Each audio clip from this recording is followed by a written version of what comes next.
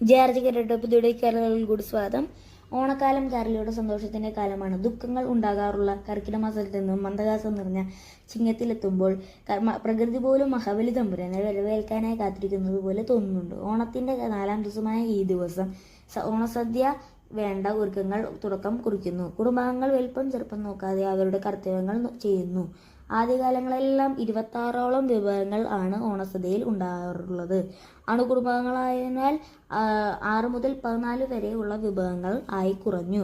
പഴയ കാലത്തെ പഴഞ്ചൊല്ല് പ്രകാരം കാണം വിറ്റും ഓണം ഉണ്ണണം എന്നനുസരിച്ച് വസ്തുക്കൾ വിറ്റും ഓണസദ്യ ഉഗ്രമാക്കണം എന്നായിരുന്നു. വിശാഖം ദിവസമായതിനാൽ ചന്തയിൽ വലിയ തിരക്കാണ്. ഈ ദിവസങ്ങളിൽ ആഘോഷങ്ങളും മത്സരങ്ങളും നടക്കാറുണ്ട്. എല്ലാവർക്കും വിശാഖ ദിവസം ആശംസകൾ. എല്ലാവരും ലൈക്ക് ബട്ടണും സബ്സ്ക്രൈബ് ബട്ടണും അമർത്തണം.